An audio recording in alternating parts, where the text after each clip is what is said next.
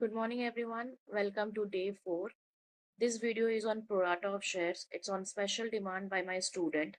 We all know issue of shares में pro rata plays a very important role. And for this term, pro rata, not for this term, every term pro rata is very important. In this video, we will discuss only about pro rata. And let me clear you one thing once again. Day 4, fourth time, it's just a revision video, it's not a learning video. I'm assuming that you know everything and you are revising from this video. So we will discuss only on pro rata topic, assuming that you all know the basic entry of issue of shares. We'll do the quick revision of issue of shares entries and then we'll proceed only with the discussion of pro rata. Now, what is the meaning of issue of shares? Issue of shares means when a public company wants to raise money from general public, they issue shares in the market and get fund. There are so many procedure to issue shares. Company अपना पैसा एक बार में नहीं लेती है, तो company will give you four opportunities और 4 instalment और 3 instalment depending on the nature of the company कि वो कैसे अपना शेयर्स इशू करना चाहती है. And the process is application, allotment, first call, final call. We know each and every installment has two entries. Application का 2 entry, allotment का 2 entry, first call का 2 entry, final call का 2 entry. If the question is giving the information of first and final call separately, so we'll do the entry of first and final call separately. If it is given application, allotment and on call, so we'll give preference on call, like equity share application, equity share allotment and equity share call. जैसा नाम दिया रहेगा वैसे we will discuss or we will mention in our journal entries. Each and every installment has two entries. Let's start with the application one. Bank account debit to equity share application, because सबसे पहले हमें पैसा मिलता है in case of application. The bank account debit to equity share application, equity share application to equity share capital. This is the second entry of application. Then again due entry of allotment. पहले call करेंगे फिर पैसा आएगा. Call करना का means due entry. Company will pass the due entry, that means equity share allotment account debit to equity share capital. And then company will receive the money on the due shares, like bank account debit to equity share application, equity share allotment. Next, if there is a call to equity share call account debit to equity share capital, and then again company will get the money against this bank account debit to equity share call. If there is a calls in area, application पे कभी भी calls in area नहीं होगा, because application is the only stage where company receive the money first and then उसको transfer करती है capital में. But in case of allotment, it's a high chances कि shareholders पैसा ना दे, calls in area कर दे. So when there is a calls in area in allotment, so what would be the entry?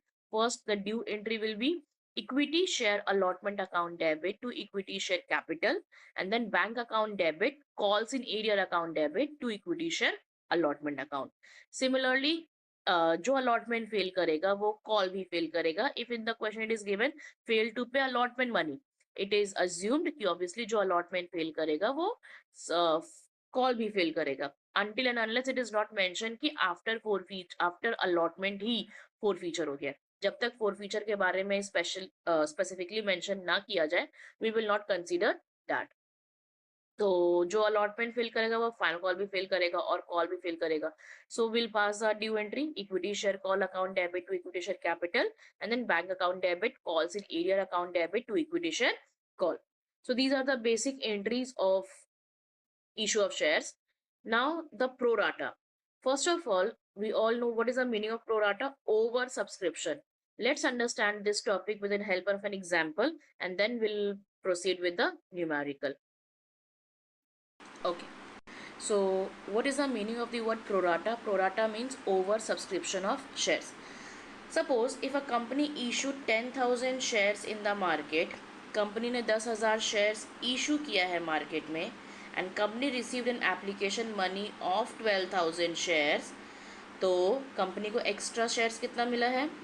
Prorata shares means company ने issue किया है 10,000 shares and company receive an application of 12,000 shares. That means excess. How much is excess? Excess is 2,000 shares. Fine. Excess is 2,000 shares. Now the thing is, अभी तक हमने सीखा है कि whenever company receive the excess application money, company will refund it back in the form of 2 bank account at the time of application entry. But आपको क्या लगता है, रियल लाइफ में company will refund the money? No, company will adjust the money. Adjust the money मतलब company आगे के instalment में allotment के टाइम पर या फर्स्ट कॉल के टाइम पर उसको एडजस्ट करेगी. Now how is it possible 10,000 shares को 12,000 शेयर्स में एडजस्ट करने का? आई गिव यू, ये जो 2,000 शेयर्स है वो कंपनी एडजस्ट करती है विथ अलॉटमेंट. फाइन. बट इसको, इस प्रोसेस को समझने के लिए आपको I give you in simple example and then will proceed. Fine. ना सपोज एक स्टूडेंट एक ट्यूशन में पढ़ाई कर रहा है और वो स्टूडेंट का फीस हर मंथ 1,500 रुपीज़ है. फाइन. एक स्टूडेंट ट्यूशन में पढ़ाई कर रहा है और वो स्टूडेंट का फीस हर मंथ 1,500 रुपीज़ है. 1,500 per month in tuition. What month is going on right now? February. ठीक है, और हमारा अभी सेशन ख़त्म हो जाएगा, मार्च में हमारा सेशन ख़त्म हो जाएगा. फेब्रवरी और मार्च का सेशन चल रहा है. Now the thing is, suppose उस स्टूडेंट ने नॉर्मली फेब्रवरी के मंथ में एक स्टूडेंट ने अपना फीस टीचर को दिया 2,000 करके. ठीक है, 2,000 रुपीज़ उसने दिया और उसने टीचर से एक्सपेक्ट किया कि teacher obviously teacher will return it back 500 rupees. Yes और नो? बट जब वो उसने फ़ीस दिया 2,000 रुपीज़ फेब्रवरी मंथ का, तो टीचर ने बोला कि बेटा मेरे पास अभी चेंज है नहीं, तो 500 रुपया एक काम करता हूँ, जो एक्स्ट्रा 500 रुपया मिला है ना, वो एक्स्ट्रा 500 रुपया I will adjust in the month of March. तो आप मार्च में मेरे को उसी अकॉर्डिंग पेमेंट करना. डैट मीन्स मार्च के मंथ में how much student need to pay to the teacher. 1,500 का फीस है जिसमें से ऑलरेडी 1,500 का फीस है जिसमें से ऑलरेडी उसने 500 रुपया एक्स्ट्रा पे करके रखा हुआ है. That means in the month of March student will pay only 1,000 rupees. Fine. तो ये 1,000 रुपीज़ उसको मार्च के महीने में पे करना है. अगेन स्टूडेंट का फीस है 1,500 पर मंथ. स्टूडेंट ने फेब्रवरी के मंथ में 2,000 रुपीज़ फीस पे किया और उसने एक्सपेक्ट किया कि teacher will return 500 rupees. But teacher ने बोला कि बेटा 500 रुपये आप एडजस्ट कर लो मार्च के महीने में, मार्च के महीने में आप कम दे देना. तो मार्च के महीने में स्टूडेंट को देना था 1,000 rupees. Now the thing is, March का महीना आया और मार्च के महीने में आकर due to whatever reason student ने फ़ीस नहीं पे किया. स्टूडेंट ने फीस नहीं पे किया, that means calls in arrear. Now अब टीचर जो है वो टीचर क्या बोलेंगे, मेरा कॉल्स इन एरियर कितने का हुआ?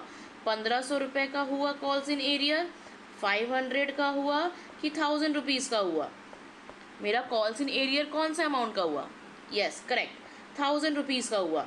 1,000 रुपीज़ का क्यों? क्योंकि 500 रुपया तो उसने एक्स्ट्रा दे के रखा हुआ था फेब्रवरी मंथ में. उसको देना था 1,500 रुपये. 1,500 रुपये में से 500 रुपया तो उसने एक्स्ट्रा दिया हुआ है. तो अभी कितना देने का ज़रूरत है? सिर्फ 1,000 rupees. 1,000 rupees actual calls in arrear होगा हमारा 1,000 रुपीज़. जितने का लॉस हो, 1,500 का लॉस नहीं होगा टीचर को, टीचर को लॉस होगा 1,000 रुपीज़ का. यही सेम कंसेप्ट होता है हमारे शेयर्स में. जब भी कंपनी को एक्स्ट्रा शेयर्स का पैसा मिलता है, कंपनी क्या करती है ना, अब सपोज कंपनी शेयर होल्डर ने मांगा 5,000 शेयर्स, कंपनी ने मांगा 3,000 शेयर्स, कंपनी ने मांगा 2,000 shares.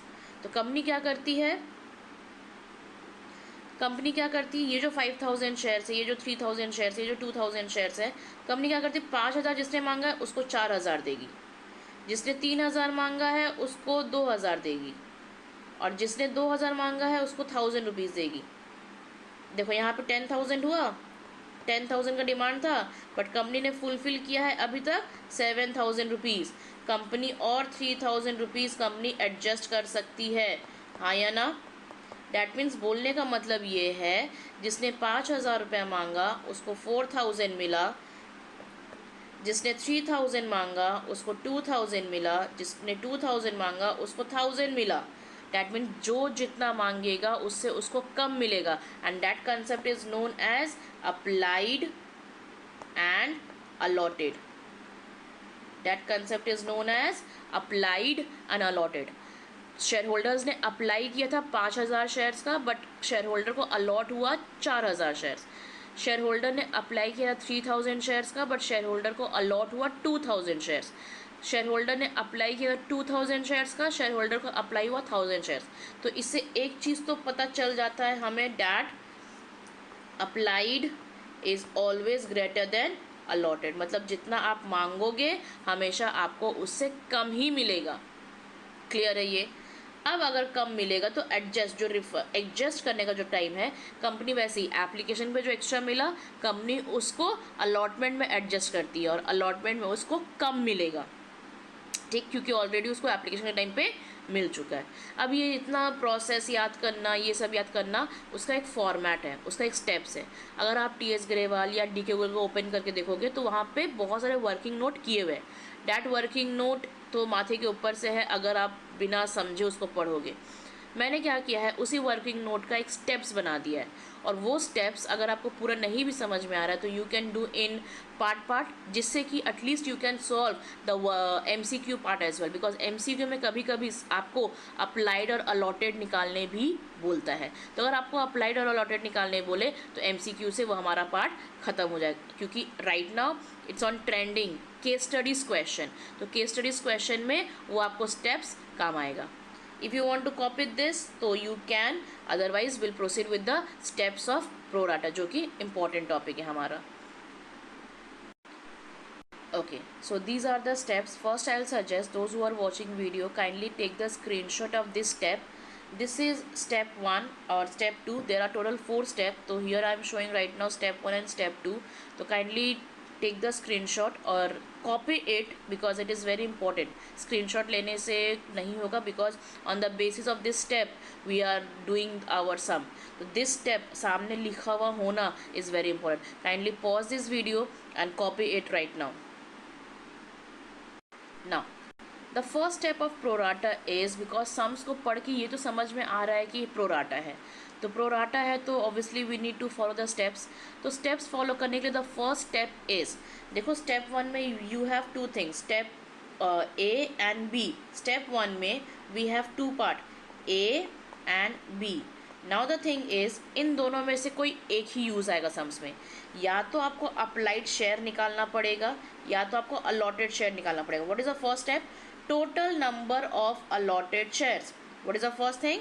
First of all, we need to calculate total number of applied shares or total number of allotted shares.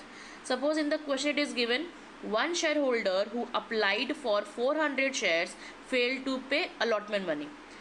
आपको दोनों में से कोई एक निकालना रहेगा। तो मैम कैसे पता चलेगा क्या निकालना है? आपको बोला रहेगा who applied for 400 shares. That means आपको अप्लाई दिया हुआ तो हमें allotted निकालना पड़ेगा। और suppose who was allotted for 300 shares, तो अगर अलॉटेड दिया हुआ है तो हमें अप्लाइड निकालना पड़ेगा। कोई एक इन्फॉर्मेशन आपको सम्स में दिया होगा और दूसरा निकालना पड़ेगा। एंड ऑलवेज रिमेंबर, अप्लाइड हमेशा बड़ा होगा और अलॉटेड हमेशा छोटा होगा। तो suppose if applied is 400 shares तो allotted will be lesser than 400, and allotted अगर 300 शेयर्स है दैट मीन्स उसने अप्लाई ज़्यादा के लिए किया होगा, तो 300 से ज़्यादा ही अप्लाई आएगा और अप्लाइड का आंसर, अलॉटेड का आंसर हमेशा कम आएगा। दोनों में से कोई एक ही निकालना है। नाउ द क्विक ट्रिक कि मैम इसका फॉर्मूला को याद कैसे करें, क्योंकि देखो सिमिलर है। अप्लाइड शेयर के लिए total applied by total allotted into his share. His share का मतलब होता है शेयर होल्डर का शेयर, यहाँ पे शेयर होल्डर का share. And similarly total allotted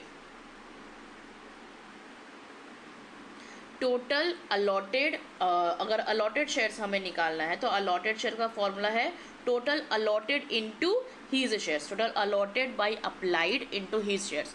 now the quick revision, क्योंकि एग्जाम में प्रॉब्लम तो होगा ही कि मैम याद कैसे करेंगे। जैसे कल हमने सीखा था एडमिशन के time change in profit sharing ratio में सैक्रिफाइसिंग और गेनिंग रेशियो का new way to remember song, the word song. वैसे ही total applied and total allotted का फॉर्मूला इज, अगर आप अप्लाइड निकालो जो निकाल रहे हो that will be in the numerator.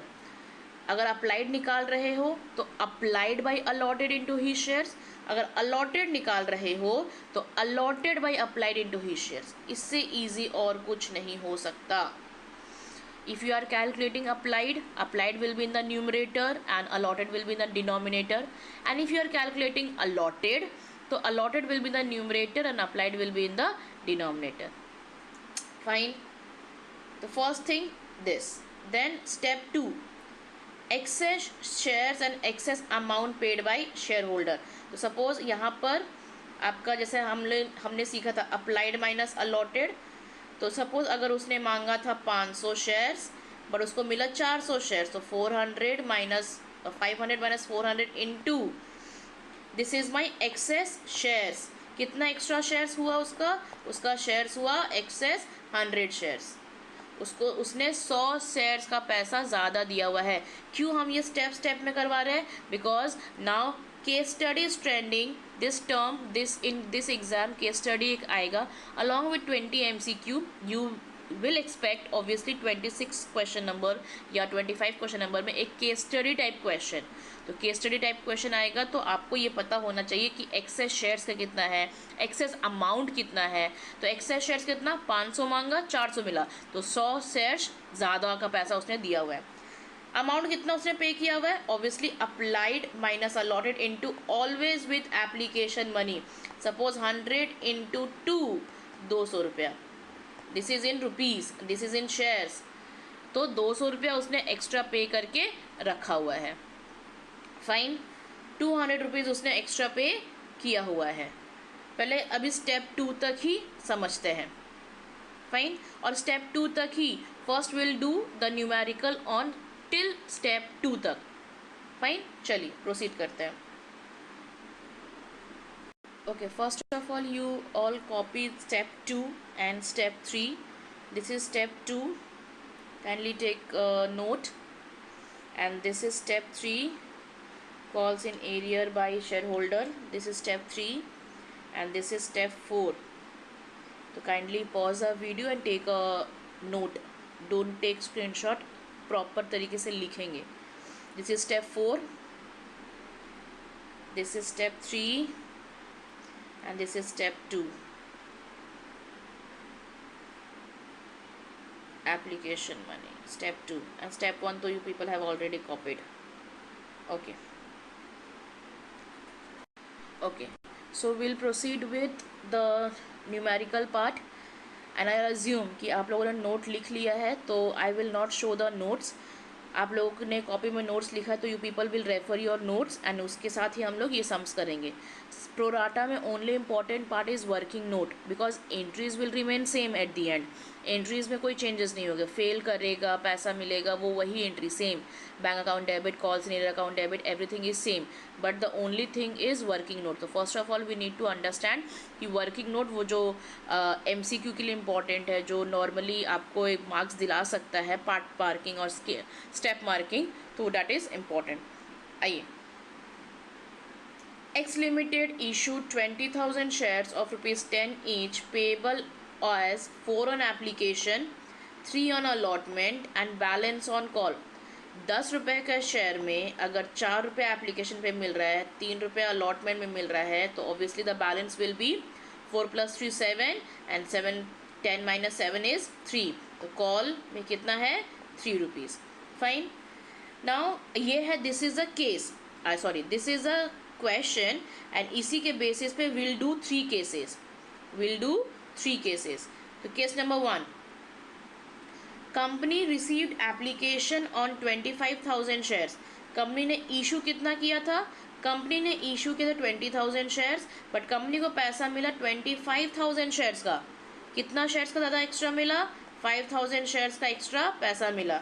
One share holder who hold 1200 shares fail to pay allotment money. एक शेयर होल्डर जिसने 1200 शेयर्स होल्ड करके रखा है वो अलॉटमेंट मनी फेल कर गया. तो company received application on 25,000 shares. 5,000 shares extra है. 5,000 शेयर्स को कंपनी प्रोराटा करेगी, क्योंकि हम लोग प्रोराटा करें तो will assume company will adjust on pro rata basis. तो कंपनी को जो शेयर होल्डर है 1200 शेयर जिसने होल्ड करके रखा है वो अलॉटमेंट मनी फेल कर गया. Now first thing we need to analyse, यहाँ पे अप्लाइड दिया हुआ है कि यहाँ पे अलॉटेड दिया हुआ है. हु होल्ड का मतलब होता है अलॉटेड. आपको अलॉटेड दिया हुआ है, 1200 रुपया उसको अलॉट हुआ है, डैट मीन्स उसने मांगा होगा ज़्यादा. अलॉटेड दिया हुआ है, that means we need to calculate applied. तो अप्लाइड निकालना है तो फर्स्ट ऑफ ऑल कॉपी में लिखेंगे सबसे पहला चीज़, the first step. What is the first step we will write? I hope पहले आप लोग ये क्वेश्चन, ये केस और केस नंबर 1 कॉपी करेंगे. This is the sum, this is the sum, और इसी के बेसिस पे, this is a main sum, इसी के बेसिस पे will do 3 cases. So first copy this. Fine. 10 रुपये का शेयर है, 4 रुपये एप्लीकेशन पे ले रहा है, 3 रुपये अलॉटमेंट पे ले रहा है, and balance on call. Company को पैसा मिला है 25,000 शेयर्स का, और एक शेयर होल्डर जिसने 1200 शेयर्स होल्ड किया है वो अलॉटमेंट मनी नहीं दिया है. So will do the working note now. Now what is the first step? Since हमें अलॉटेड दिया हुआ था, अलॉटेड था हमारा कितना? अलॉटेड था 1200 शेयर्स, सॉरी, अलॉटेड था 1200 शेयर्स. कंपनी ने इशू किया था कितना? कंपनी ने इशू किया था 20,000 शेयर्स, बट कंपनी को एप्लीकेशन कितने का मिला? कंपनी को एप्लीकेशन मिला 25,000 शेयर्स का. Fine. So what is the first thing? First of all we need to calculate applied share. तो applied shares is equal to, what is the formula of applied? अभी मैंने trick समझाया था. Applied shares is equal to applied by allotted total applied into his shares. अच्छा, his shares is from the, ये जो his shares है, this his shares from the shareholder, ये share holder का है, बट ये अप्लाइड बाय अलॉटेड ये company का है. ऑलवेज रिमेंबर, टोटल अप्लाइड था, total applied by total allotted into his share. Fine.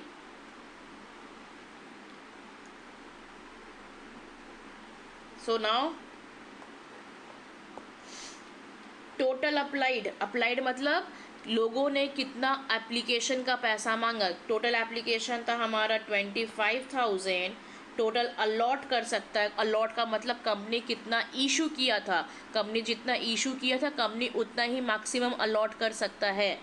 तो company allotted 20,000 into his share, his share मतलब शेयर होल्डर का शेयर, दैट इज 1200. कंपनी ने जितना अप्लाई किया डिवाइडेड बाय कंपनी जितना अलॉट कर सकता है into 1200. So what is the amount? 25,000 divided by 20,000 into 1200 comes to 1500 shares, comes to 1500 shares. Company ने 1500 शेयर होल्डर ने 1500 शेयर्स मांगा था, तो कंपनी को शेयर होल्डर को 1200 शेयर्स अलॉट हुआ. फाइन. देखो इसका मतलब ये है 1500 शेयर्स उसने मांगा था, तो कंपनी ने उसको 1200 शेयर से अलॉट किया है. तो एक्सेस शेयर्स कितना? This is to step 1. Step 2 कितना? एक्सेस शेयर्स कितना हुआ? एक्सेस शेयर्स हुआ हमेशा अप्लाइड माइनस अलॉटेड. 1500 माइनस 1200, कितना शेयर्स एक्स्ट्रा उसके पास है? 300 शेयर्स का पैसा उसने ज़्यादा देकर रखा हुआ है. एक्सेस अमाउंट क्या होगा? What will be my excess amount? अगर आप चेक करो तो फॉर्मूला है applied minus allotted, applied minus allotted मतलब जो अमाउंट आया है into application money. Kindly check your notes. Excess amount कितना शेयर्स का एक्स्ट्रा पैसा उसने दिया है, ऑलवेज मल्टीप्लाइड विथ एप्लीकेशन. हमेशा एप्लीकेशन से ही मल्टीप्लाई करेंगे क्योंकि एप्लीकेशन के टाइम पर ही पैसा मिलता है. 300 इंटू 4 दैट कम्स टू ₹1200. इतना समझ में आया होगा I hope. excess shares is 1500 minus 1200, 300 shares, and excess amount will be 1200 shares. Am I clear? पहले इतना कॉपी करेंगे. Pause our video and then copy it. After this, we need to calculate calls in arrear. Calls in arrear. सी आप लोग अपना अपना step देखेंगे. Calls in arrear में सबसे पहले allotment money due. That means क्योंकि हम लोग कॉल से एरिया निकालना है, अलॉटमेंट का पैसा नहीं दिया है बंदा. अगर बंदा अलॉटमेंट का पैसा नहीं दे तो अलॉटमेंट में उसको एक्चुअल कितना पे करने को था. रिमेंबर द एग्जाम्पल, फेब्रवरी और मार्च में उसको एक्चुअल फीस कितना पे करने को था? 1500 रुपया, because actual fees was 1500. Actual fees पे करना है 1500, बट उसने ऑलरेडी कितना पे कर चुका था, 500 पे कर चुका था, तो अब उसका कितना बाकी है, 1000 रुपीज़ बाकी है, जो कॉल्स इन एरियर हो चुका है. Same application we will apply here. Allotment money due, उसको अलॉटमेंट में कितना देना पड़ेगा. अच्छा, वो जितना भी पैसा देगा वो 1500 शेयर्स पे देगा कि 1200 शेयर्स पे देगा, 1500 कि 1200. 1500 तो उसने मांगा था, उसको मिला कितना, जितना अलॉट हुआ है वो पैसा उस पर ही देगा. तो 1200 इंटू 3, मैम वाई 3, क्योंकि एप्लीकेशन तो 4 है बट अलॉटमेंट तो 3 है. हम लोग अलॉटमेंट पे कॉल्स इन एरियर निकाल रहे हैं, क्योंकि एप्लीकेशन पे भी कभी कॉल्स इन एरियर होगा ही नहीं. Allotment always multiplied with allot. जब कॉल्स इन एरियर निकाल रहे हैं, जब एक्सेस निकालते हैं तो एप्लीकेशन, जब कॉल्स इन एरियर निकालते हैं तो अलॉटमेंट. तो 1200 इंटू 3 आपका होता है 3600. इतना मिलना था, इतना अलॉटमेंट में उसको पे करना था, जिसमें से उसने ऑलरेडी कितना पे करके रखा हुआ है, एक्सेस अमाउंट उसने कितना पे किया हुआ है ऊपर से हम लोग निकालेंगे. That is this amount 1200 shares. ये हम लोग क्या करेंगे, 1200 शेयर्स हम लोग यहाँ पे माइनस करेंगे. और अगर 1200 शेयर्स यहाँ पे माइनस कर रहे हैं, that means 2400 will be my calls in arrear. 2400 will be my calls in arrear. पहले बताइए इतना समझ में आया है कि नहीं आया है, because this is important. Step 4 हम लोग करेंगे, बट जब हम लोग नॉर्मल सम्स करेंगे, प्रॉपर न्यूमेरिकल करेंगे, तब उसमें करेंगे. फाइन. तो 3600 माइनस 1200 2400.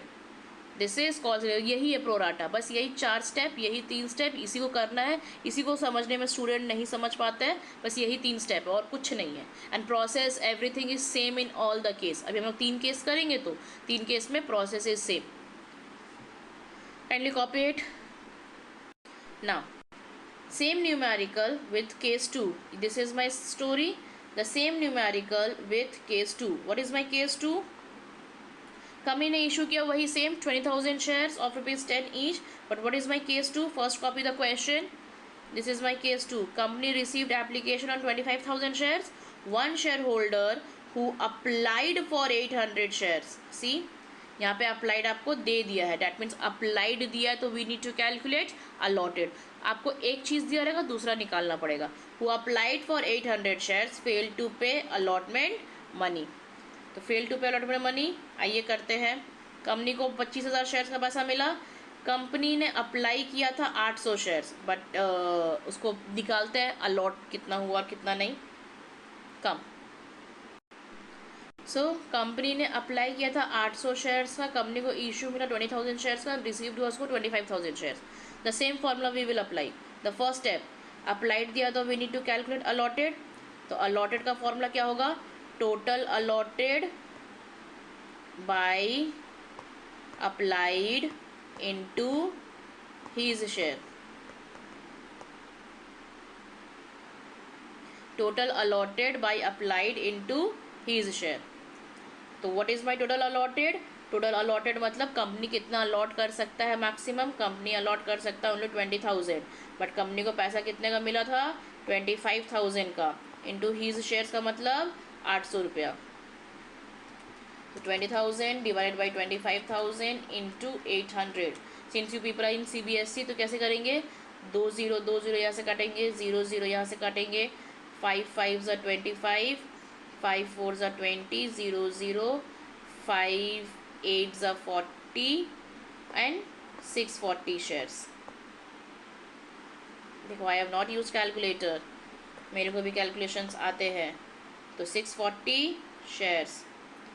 640 शेयर्स का मतलब कंपनी ने मांगा था 800 शेयर्स, बट कंपनी को अलॉट हुआ है, allot we are calculating allotted, company को अलॉट हुआ है 640 शेयर्स. फाइन. उसके बाद कंपनी को अलॉट हुआ है अगर 640 शेयर्स, तो कंपनी का एक्सेस कितना, what is my excess shares.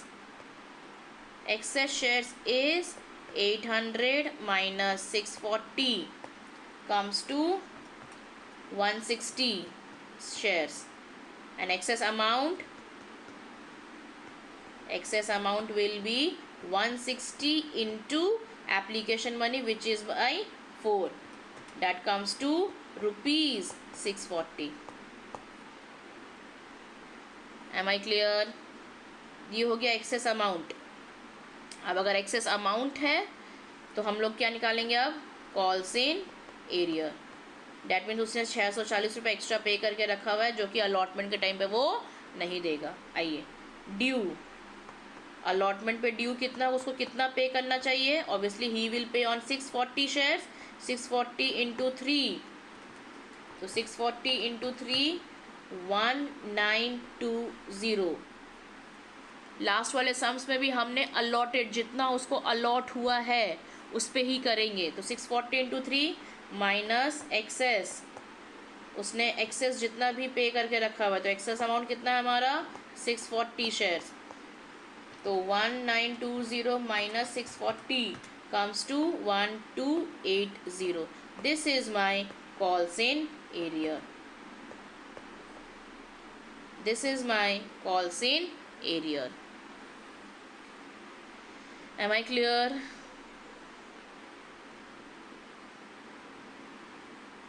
Copy it. Now the case 3. Case 3 as in the same question, but company को पैसा रिसीव्ड हुआ 20,000 शेयर्स का 10 रुपये करके. बट कंपनी ने इशू किया था 20,000 शेयर्स का, बट कंपनी को पैसा रिसीव्ड हुआ है 32,000 शेयर्स, जिसमें से 2,000 शेयर्स रिजेक्टेड. कंपनी का पैसा रिसीव हुआ है 32,000 शेयर्स का, बट कंपनी ने 2,000 शेयर्स का पैसा रिजेक्ट कर दिया है.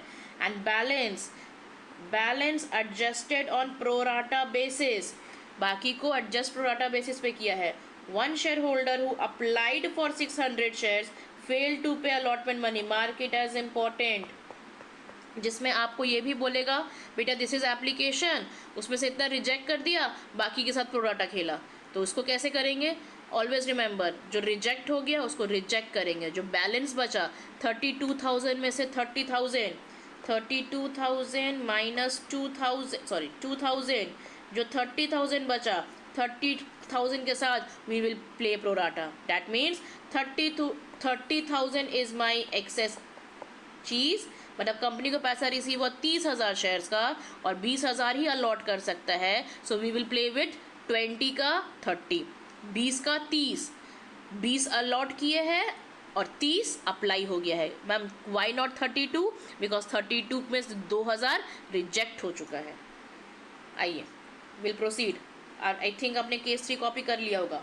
Company received application on 32,000 shares, 2,000 shares rejected and balance adjusted on pro rata basis. बाकी one share holder who applied दिया हुआ है. डैट मीन्स हमें क्या निकालना है? We need to calculate allotted shares. आइए, फर्स्ट ऑफ ऑल कंपनी को पैसा रिसीव्ड हुआ है 32,000 का, 32,000 का, जिसमें से कंपनी रिजेक्ट कर दी है 2,000.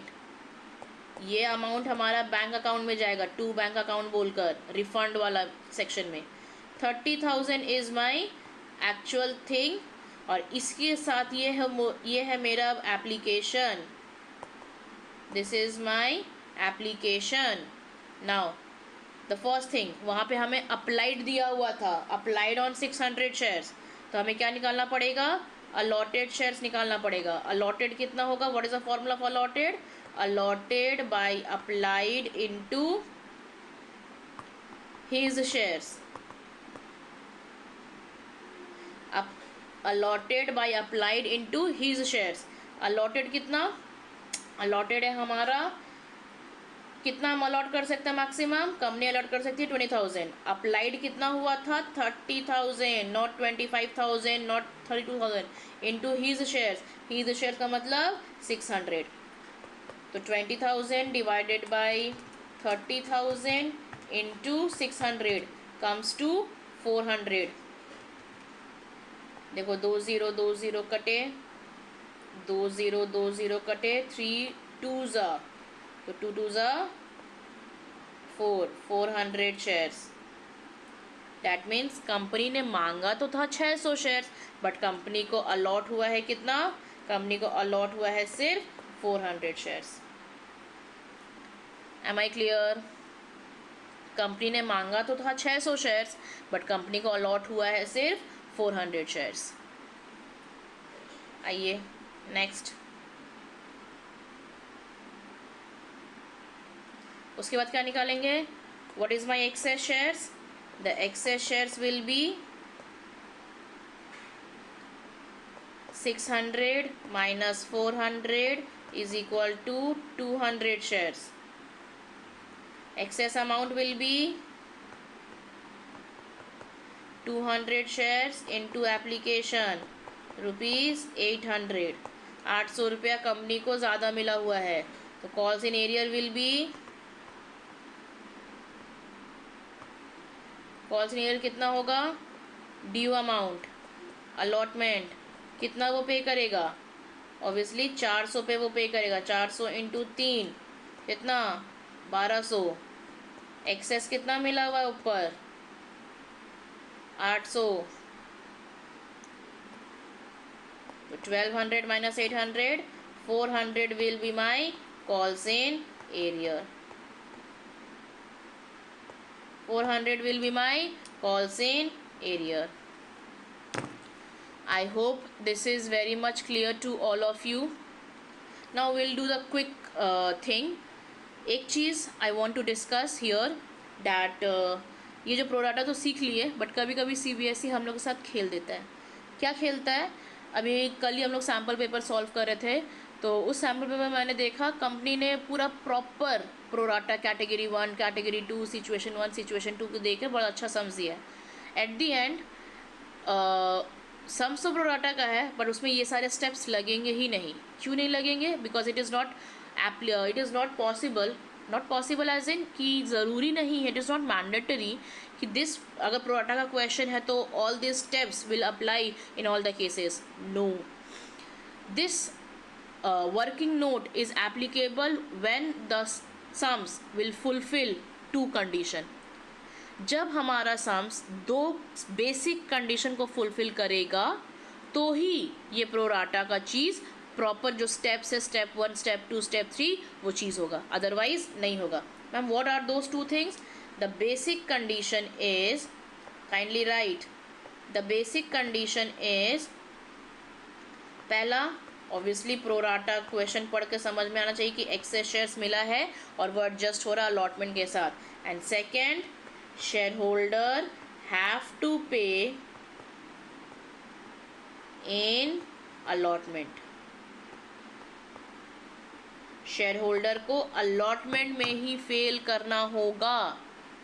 अगर अलॉटमेंट में फेल नहीं किया है, सपोज पूरा सम्स है, अगर इस सारे केस में अगर अलॉटमेंट पे फेल नहीं करता, कॉल पे फेल करता, तब तो हमारा ये सारा प्रोसेस का ज़रूरत ही नहीं था। क्यों? क्योंकि जो एक्सेस एडजस्टमेंट मनी है वो सिर्फ अलॉटमेंट के साथ होगा, कॉल के साथ जब हम लोग कॉल को कॉल करेंगे, मतलब कॉल वाला जो इंस्टॉलमेंट को कॉल करेंगे, तब हमारा सम्स नॉर्मल हो जाएगा। तब हमारा कोई सारा एक्सेस मनी, जैसे मैंने फेब्रुअरी और मार्च का एग्जाम्पल दिया था, फेब्रुअरी में उसने 2000 रुपया दिया था, 500 रुपया extra which is adjusted in the month of March, तो 500 रुपया उसमें एडजस्ट हो गया। सपोज मार्च में उसने पूरा का पूरा पैसा दे दिया, 1000 रुपया देकर ख़त्म, तो क्या अप्रैल में अगर वो पैसा नहीं देगा तो अप्रैल में हम लोग 1500 पकड़ेंगे कि 1000 रुपया पकड़ेंगे? अप्रैल के मंथ में वी विल अज्यूम 1500, क्योंकि जो एडजस्टमेंट था तो मार्च के महीने में हो गया, अप्रैल में वापस से continue in the same way.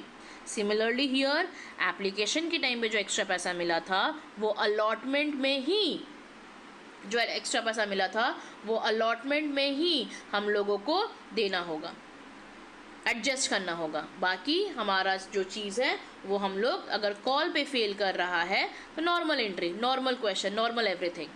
तो this two condition is important to satisfy कि हमारा प्रोराटा हो रहा है कि नहीं हो रहा है। Am I clear? Okay, now so this is our first sum, issue of shares pro rata। तो पहले आप लोग बताओगे कि इसमें जो प्रो राटा का जो केस है वो केस लगेगा कि नहीं लगेगा after reading the question. Ashok Limited issued 3 lakh equity shares of ₹10 each at a premium of ₹2। तो अगर 10 रुपये का शेयर है उसमें प्रीमियम है तो premium will always be add and the price will always be with premium, तो 12 rupees. उस 12 रुपये शेयर्स में से 3 रुपये एप्लीकेशन पे मिल रहा है, 5 रुपये अलॉटमेंट पे मिल रहा है इंक्लूडिंग प्रीमियम। अगर 5 रुपये अलॉटमेंट पे है तो मैंने क्या सिखाया था, 3+2। वाई 3+2? क्योंकि 5 रुपये में 2 रुपया तो प्रीमियम है और 3 रुपया मेरा कैपिटल का अमाउंट है। ये 3 रुपया का बेनिफिट हमको कहाँ मिलता है? ये 3 रुपये का बेनिफिट हमें देखने को मिलता है जर्नल एंट्रीज में। When we are passing journal entries and when we will forfeiture the shares, तो ये 3 और 2 का इंपॉर्टेंस पता चलता है। जब भी आपको प्रीमियम के साथ देगा आप सेग्रीगेट कर लोगे प्रीमियम कितना और एक्चुअल अलॉटमेंट कितना। उसके बाद and the balance in 2 equal instalment. 10 रुपये का शेयर में 2 रुपया प्रीमियम, तो total shares will be 12, total price will be 12। और उस 12 रुपीज़ में आपको 3 रुपये एप्लीकेशन, 5 रुपये अलॉटमेंट, तो 5 + 3 8, तो 8 रुपया में तो कितना और बचेगा? 4। तो 4 में 2 इक्वल इंस्टॉल मतलब 2 2, first call 2, final call 2। Applications were received for 4 lakh shares and pro rata allotment was made to all the applicants. Company ने 3 लाख इशू किया बट कंपनी को पैसा मिला 4 लाख का। एक्सेस कितना? 1 लाख का। देखते हैं कंपनी को फेल हुआ है कि नहीं। The excess application money was adjusted towards allotment, record necessary journal entries in the books. क्या मेरे दोनों कंडीशंस फुलफिल हुए हैं? क्या मेरे दोनों कंडीशंस फुलफिल हुए हैं? पहला कंडीशन तो फुलफिल है क्योंकि प्रोराटा का सम से। क्या दूसरा कंडीशन फुलफिल हुआ है कि प्रोराटा अलॉटमेंट में ही शेयर होल्डर फेल करेगा? यहाँ तो शेयर होल्डर अलॉटमेंट किया है, यहाँ पे शेयर होल्डर किसी ने फेल ही नहीं किया है। तो yes, this is a question of pro rata but this is not we will do with the cases और विद द स्टेप्स। इसमें नॉर्मल जनरल एंट्रीज होंगे। सिर्फ एक चीज़ कि जब प्रोराटा होता है तो उसमें जो रिफंड करते थे उस रिफंड की जगह पे हमारा इक्विटी शेयर अलॉटमेंट होता है। So will do the quick check कि इसका एंट्री क्या होगा। First copy this question and then will proceed with the solution. Okay, so this is our entry bank account debit, क्योंकि इसमें प्रोराटा और step entries will be same. Entries का कोई झमेला नहीं है, एंट्रीज विल बी सेम चाहे वो प्रोराटा हो या विदाउट प्रोराटा हो। तो first entry as you can see, bank account debit to equity share application account. तो bank account debit to equity share application always with, क्योंकि हमारा 4 लाख का एप्लीकेशन मिला था तो 4 लाख इनटू एप्लीकेशन। एप्लीकेशन वहां पे कितना था I guess? Let me check. Okay, so application was ₹3, तो 4 lakh into 3, 4 lakh into 3। Ma'am ऐसे लिख सकते हैं? यस, बिकॉज यहाँ पे तो चलो अभी 12 लाख समझ में आ रहा, 12 लाख है, बट अगर अमाउंट कुछ गंदा गंदा सा हुआ 15,000 इंटू 167 और 50,000 इंटू 12, तो उस टाइम पे you can write this, because examiner, हमें पता है कि सीबीएसई में कैलकुलेटर नहीं है, तो एटलीस्ट एग्जामिनर को ये दिखाना है कि वी नो द थिंग, सिर्फ कैलकुलेटर की वजह से हमने ये अमाउंट नहीं लिखा। Next, equity share application to equity share capital to equity share allotment account. देखो, जो एक्सेस पैसा था, अभी तक आप लोगों को पता था टू बैंक अकाउंट लिखना, वो टू बैंक के जगह पर क्या हो जाएगा? सिर्फ एक नया चीज ऐड ऑन हो जाएगा। टू बैंक के जगह पे we will write to equity share allotment account. To bank के जगह पे will write to equity share allotment account. Fine. क्या लिखेंगे मैम, कैसे लिखेंगे? तो equity share application will be 4 lakh into 3, equity share capital हमेशा with the face value issued share that is 3 lakh into 3, और एक्सेस कितना था? 1 lakh into 3। Clear? Next we have, देखो यहाँ पर नॉर्मल कॉल को कॉल करेंगे due entry. This is my due entry equity share allotment. Now after application everything will be normal. Everything will be normal मतलब equity share allotment account debit, equity share allotment will be on the on 3 lakh, तो 3 lakh into, यहाँ पर allotment पे हमारा कितना था? 5 rupees था, तो पूरा अलॉटमेंट पे 5, बट उस पे एक्चुअल कितना है? 5 रुपया में जो 2 रुपया अलॉटमेंट था, तो 3 रुपया क्या होगा? कैपिटल, और बाकी मेरा securities premium reserve. Next bank account, क्योंकि यहाँ पे कोई फेल हुआ नहीं है, बट इसमें एक चीज इंपॉर्टेंट है। इसमें एक चीज इंपॉर्टेंट है क्या, हमें कितना रुपया मिलने वाला था इक्विटी शेयर अलॉटमेंट में? इक्विटी शेयर अलॉटमेंट में विल गेट 3 लाख इंटू 5 मिलने वाला था, बट हमें कुछ रुपीज नहीं मिलेगा। क्यों नहीं मिलेगा? क्योंकि eight the time of second entry, जब हम लोग ऊपर में थे, सॉरी, जब हम लोग यहाँ पे थे, yes, this one, equity share allotment में आपने कितना लिखा हुआ है यहाँ पर? 1 लाख इंटू 3 रुपीज आपने लिखा हुआ है। दैट मीन्स आपको 3 लाख रुपए एक्स्ट्रा मिला हुआ है at the time of application.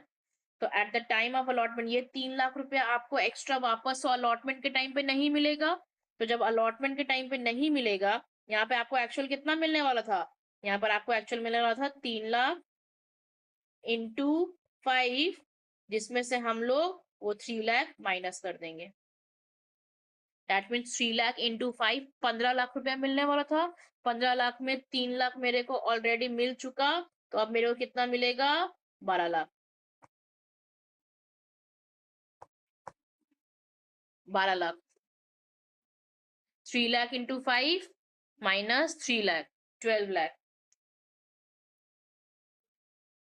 Clear?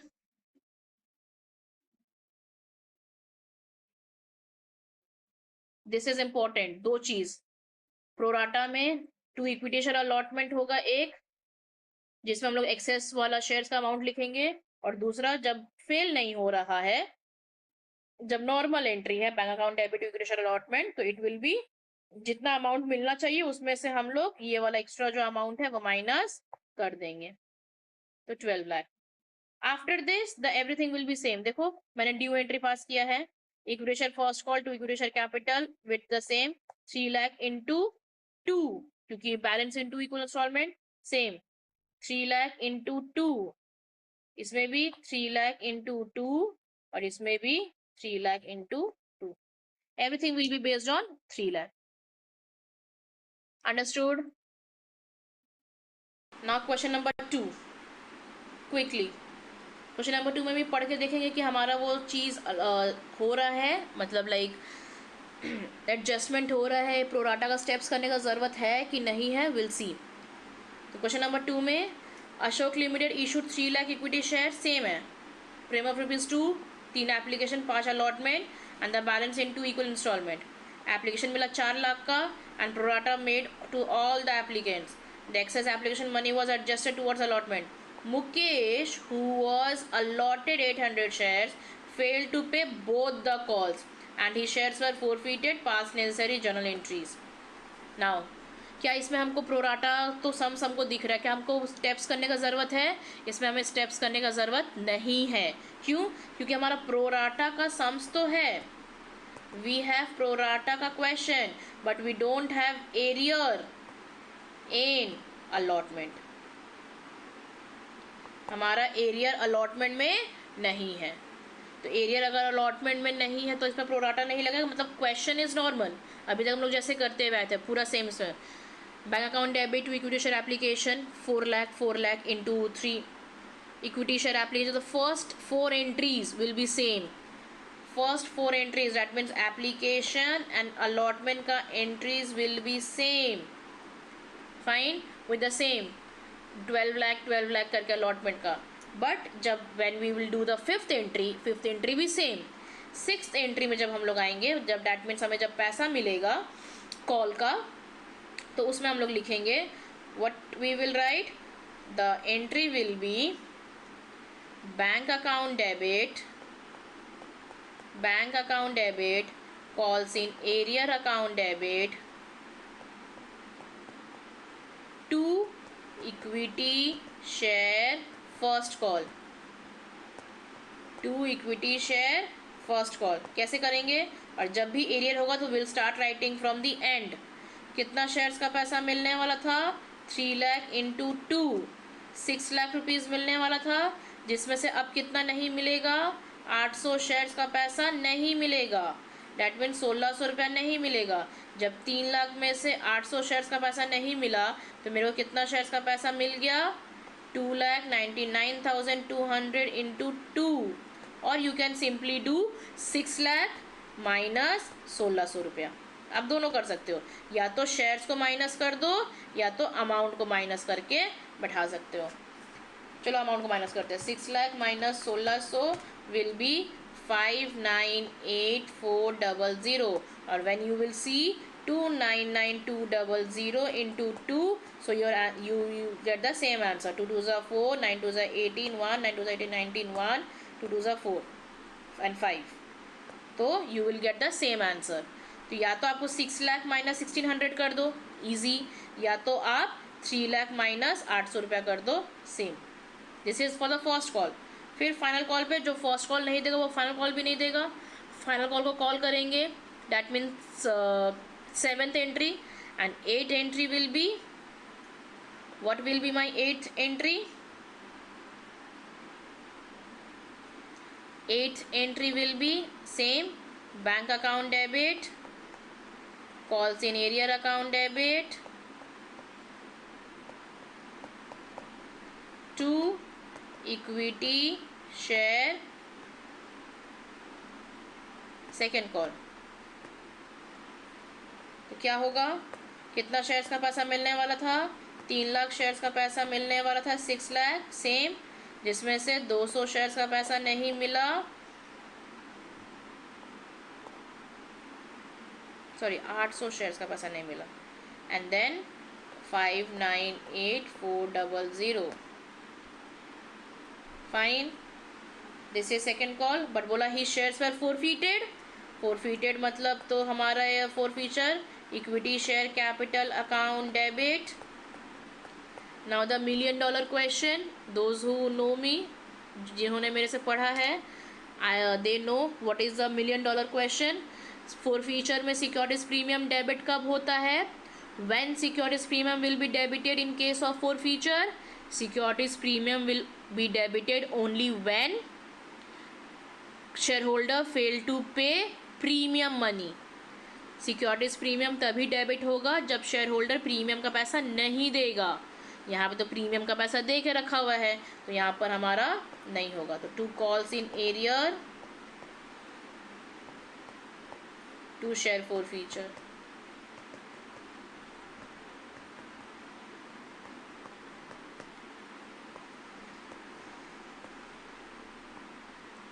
तो equity share capital will be 800 into 10, face value 8000। Calls in arrear कितना शेयर्स का पैसा नहीं मिला, फर्स्ट कॉल और फाइनल कॉल नहीं मिला, 2 + 2, तो 800 में से 4 रुपया नहीं मिला, 800 शेयर का 4 रुपया नहीं मिला, 10 रुपये में 4 रुपया नहीं मिला, तो कितना रुपया मिल गया, 6 रुपीज़, तो 3200, 4800। Always remember share forfeiture, amount already received, amount already received, and calls in arrear will be amount not received, amount not received। Clear? This is question number 2। now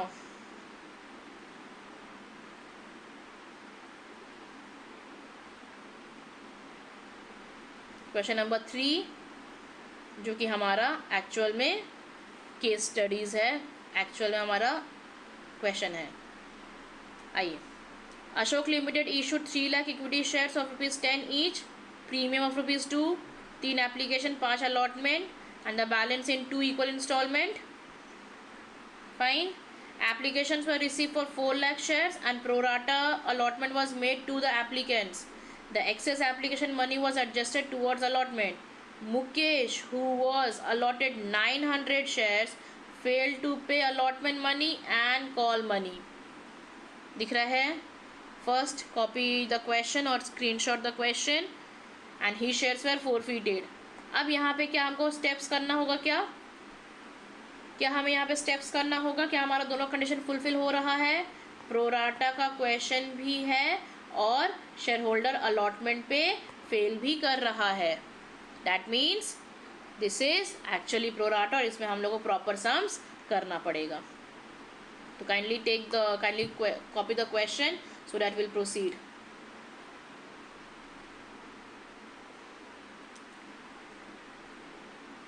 सबसे पहले you know what we will do with the issue of shares, pro rata हो या कुछ भी हो normally, because step marking is important this time. CBSE focuses on step marking, और अभी because of on screen marking, तो I am a teacher, I know how to deal with this process. और हमने देखा है, अभी हमारा मॉक इवैल्यूएशन चल रहा है, तो I have seen the pattern, and the pattern is CBSE wants step marking, step in every sums they want step, क्योंकि वो लोग स्टेप का मार्क्स दे रहे हैं 0.5 0.5 0.5 इस तरीके से, तो they want steps. Fine, now the thing is आपको ज़्यादा से ज़्यादा स्टेप्स करना होगा। तो अगर आपको अमाउंट नहीं भी आ रहा है, इट्स अ एडवाइस, अगर if you are don't know, if you are confuse with the amount and all, kindly write the entry. आप एंट्रीज लिख कर आओ, आपको जितना अमाउंट आ रहा है आप उतना अमाउंट लिखो। आपको एप्लीकेशन समझ में आ रहा होगा, मे बी अलॉटमेंट में कॉल्स इन एरियर आपको नहीं समझ में आ रहा होगा, बट उसका कॉल एंट्री समझ में आ रहा होगा आपको। फिर नीचे में अलॉटमेंट का कॉल्स इन एरियर नहीं आ रहा होगा बिकॉज ऑफ प्रोराटा, नीचे कॉल समझ में आ रहा होगा। आप एंट्रीज लिख कर आओ, 4 फीचर का एंट्री, री इशू का एंट्री, आप एंट्रीज लिख कर आओ। You will get the part marking, part step part marks. Step marking के बेसिस पे you will get marks. Question paper को हमें छोड़ना नहीं है, क्वेश्चन पेपर को हमें करना है, तो काइंडली आप एंट्रीज लिख कर आओगे, जिसके वजह से you will get the marks. तो फर्स्ट ऑफ ऑल, बिना कुछ सोचे, when ever you will see the question, you will start writing the question. हमारा क्वेश्चन क्या था? Application allotment, first call, final call, 4 चीज़ है। अलॉटमेंट से फेल कर रहा है तो डेट मीन्स अलॉटमेंट में कॉल सीनियर होगा, तो first entry will be same जो अभी हमने किया है, लिखिए। Bank account debit to equity share application, जो हमारा नॉर्मल था, bank account debit to equity share application, same 4 lakh into 3, 4 lakh into 3। Same second वाला, equity share application account debit to equity share capital to securities premium reserve. Kindly focus, securities premium reserve, the name is securities premium reserve and not only securities premium. तो 4 lakh into 3, 3 lakh into 3 and 1 lakh into 3। Fine, ये हो गया हमारा 2 entry जो अभी तक हमने सीखा है। Kindly copy, and then this is my, यहाँ से हमारा सम स्टार्ट होगा। Due entry will be same, due entry हमारा सेम होगा, तो equity share allotment account debit will be my 3 lakh into 5, equity share capital 3 lakh into 3, and securities premium will be 3 lakh into 2। I will not explain this because I have already explained. Now the thing is, यहाँ पे हमारा question date is, यहाँ पे allotment में fail था, देखो, bank account debit, call in arrear account debit to equity share allotment. Amount नहीं लिखेंगे क्योंकि हमको अभी जो स्टेप्स करना होगा, तो स्टेप्स जब दिखाएंगे तब करेंगे, बट अभी के लिए, फिलहाल के लिए, bank account debit, call in arrear account debit to equity share allotment. Next entry लिख के रखेंगे। ओके, क्वेश्चन नंबर 3 था ना, sorry.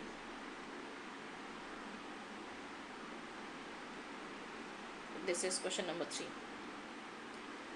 Next, equity share first call account debit to equity share capital, due entry same 3 lakh into 2।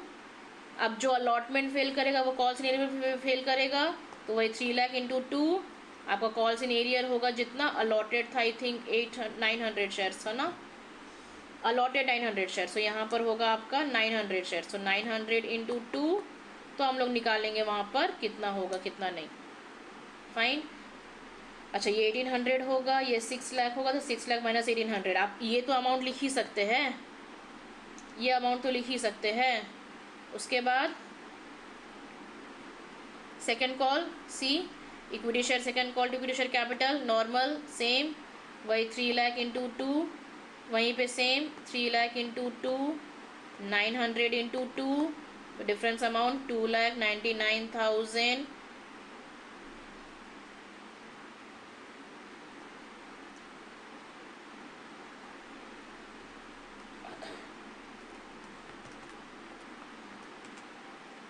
2,99,100 into 2, next ये सब करने के बाद हमारा आएगा forfeiture.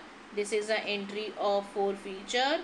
Why forfeiture and forfeiture में मैंने क्या बोला, securities premium reserve will be debited when securities premium reserve will be debited, जब प्रीमियम का पैसा नहीं मिलेगा।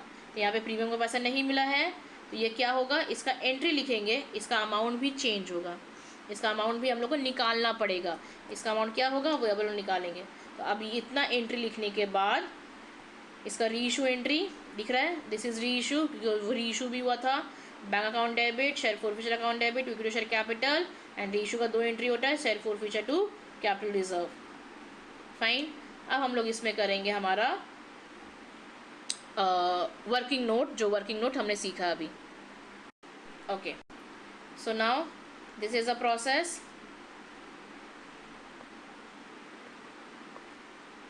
सी, अलॉट था 900 शेयर्स, इशूड था 3 लाख, रिसीव्ड हुआ 4 लाख, जैसा हमने सीखा है। हमें अप्लाइड निकालना है क्योंकि अलॉटेड दिया हुआ है 900 शेयर्स का। Formula is applied by allotted into his shares, जैसा हमने सीखा। अप्लाइड है 4 लाख, लोगों ने मांगा 4 लाख, हम देंगे उसको 3 लाख और 900 शेयर्स, तो ये हो गया हमारा 1200 शेयर्स। फाइन, ये 1200 शेयर्स जो हुआ है 1200, दैट मीन्स मांगा था 1200, उसको मिला है 900 shares. Copy it. After this excess, excess कितना होगा, 1200 minus 900 is equal to 300 shares. तो एक्सेस अमाउंट कितना होगा, 300 इंटू एप्लीकेशन का मनी कितना था, यहाँ पर एप्लीकेशन का मनी था 3 इज इक्वल टू ₹900। फाइन। अब यहाँ पे आएगा हमारा कॉल्स इन एरियर, कि एक्चुअल में कॉल्स इन एरियर कितना हुआ है। कॉल्स इन एरियर है हमारा ड्यू, अलॉटमेंट में वो कितना पे करेगा, अलॉटमेंट में ऑब्वियसली वो 900 इंटू हमारा अलॉटमेंट का पैसा था 5, प्रीमियम के साथ ही करेंगे, 4500 रुपीज़ पे होगा, जिसमें से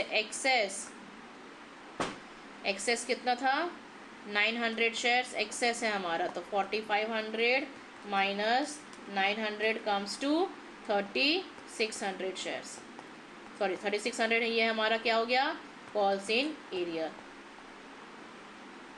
ये हमारा क्या हो गया, कॉल्स इन एरियर। स्टेप 4 अभी तक हमने डिस्कस नहीं किया था, तो let's discuss with the step 4 कि स्टेप 4 क्या होगा। First copy this, then will proceed. आप लोग अपने अपने कॉपी में देखेंगे। स्टेप 4 क्या था कि अलॉटमेंट में कितना पैसा रिसीव्ड होगा बाय कंपनी, कंपनी के द्वारा अलॉटमेंट में कितना पैसा रिसीव्ड होगा।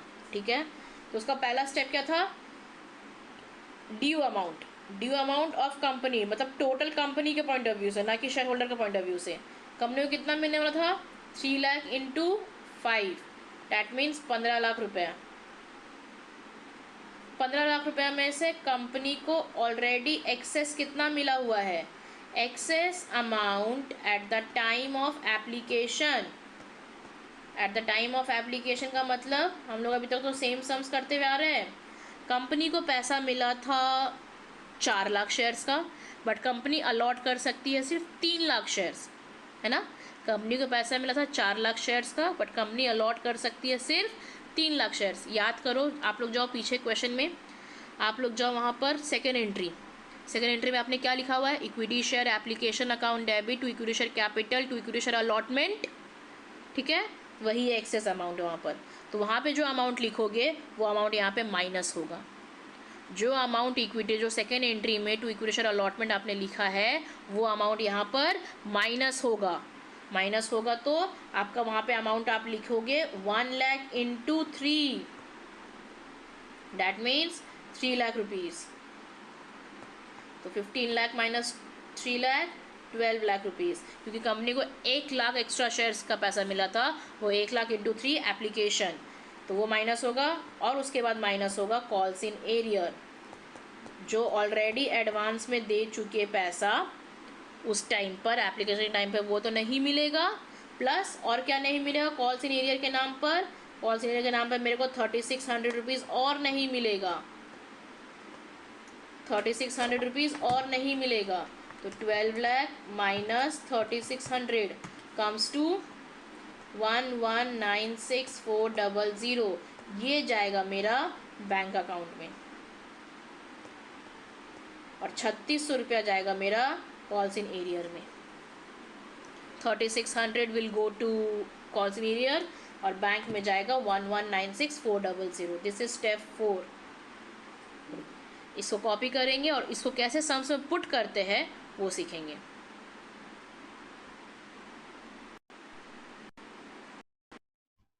ओके, सो अब हम लोग उसको सम्स में पुट करेंगे।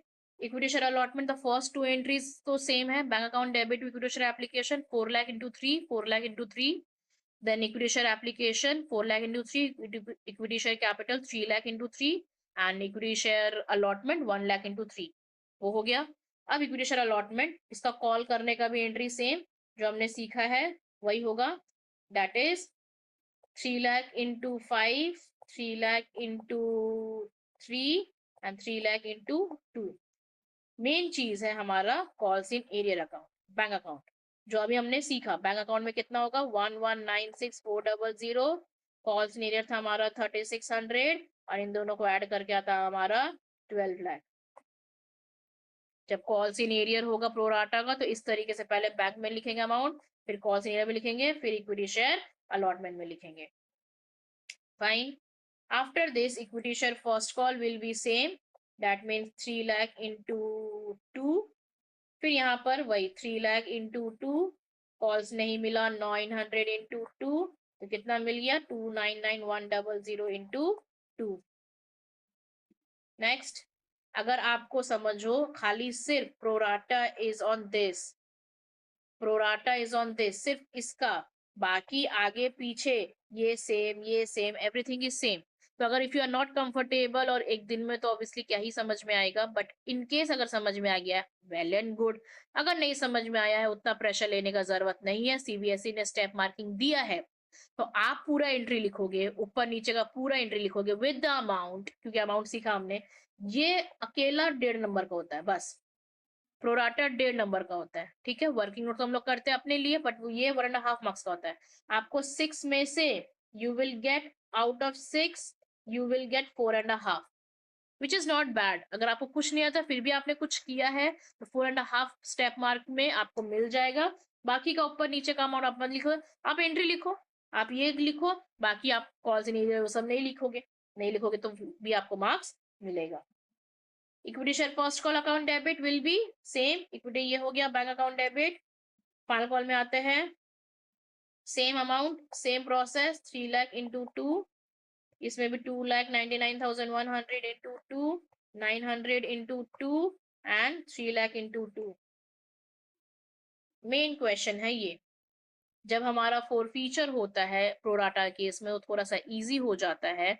यहाँ पर इक्विटी शेयर कैपिटल कितना कैंसिल करेंगे, 900 इंटू 10, 10 रुपए का शेयर था जिसपे प्रीमियम कितना था into 2। Why securities premium will be debited, because securities premium debit इसीलिए होगा क्योंकि यहाँ पे प्रीमियम का पैसा नहीं मिला है।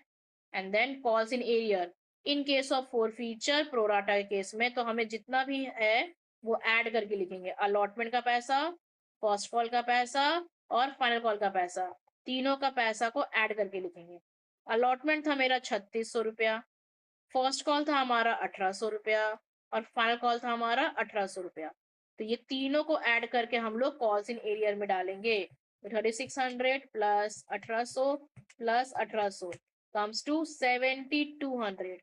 ये 7200 हम लोग अब बैलेंसिंग फिगर, फोर फीचर का amount will be balancing figure, ये होगा 9000, ये होगा 1800, तो 9000 plus 1800 is equal to minus 7200 comes to 3600 and this amount will be my balancing figure। जब भी प्रोराटा का केस करते हैं हम लोग वहां पे ये नहीं कर सकते हैं कि ओके एप्लीकेशन पे मिला, सॉरी अलॉटमेंट पे मिला 5, 5 था 4 था, फर्स्ट कॉल फाइनल कॉल नहीं मिला तो first call final call, allotment नहीं मिला तो 5 + 2 + 2, वो कॉल सिनेरियो नो, ये ऑलरेडी अलॉटमेंट का कुछ पार्ट एप्लीकेशन पे मिल चुका होता है, तो इसीलिए इस तरीके से हम लोग कैलकुलेशन करते हैं. Call in arrear will be by the addition amount of all call in arrear. आप अपने सम्स में देखोगे call in arrear of allotment, call in arrear of first call, call in arrear of final call, ये तीनों को ऐड करेंगे तो will get our call in arrear in forfeiture. एंड इसी शेयर्स को वापस से री इशू किया गया है. तो री इशू का entry bank account debit, share for future account debit to equity share capital. Why share for future? क्योंकि 10 रुपए का शेयर्स को 8 रुपए में री इशू किया गया है. तो 900 into 8, 900 into 2 and 900 into 10. Fine. And इसका formula credit minus debit of share for future. Credit minus debit of share for future. जब हम लोग का ये पार्टली रीइशू नहीं, दिस इज नॉर्मल रीइशू. जितना हम फोर फीचर किए थे उतना ही रीइशू किया 900 शेयर्स पर. What is my credit? Credit कितना है मेरा? 3600 था. शेयर फोर फीचर का देखो ऊपर में आप जाओगे जब फोर फीचर का एंट्री में, to share forfeiture 3600 minus अभी हमारा कितना आया है ये 1800 रुपया.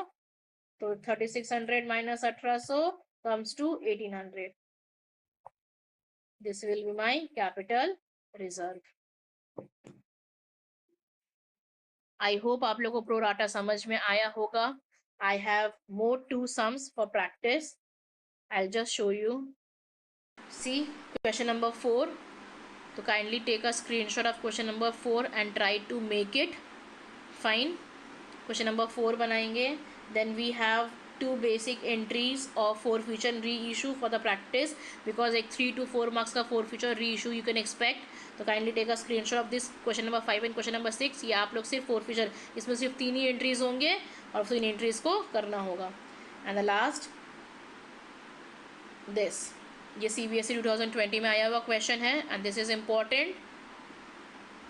तो kindly solve. Okay.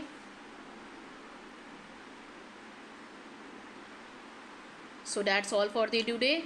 Thank you. Bye.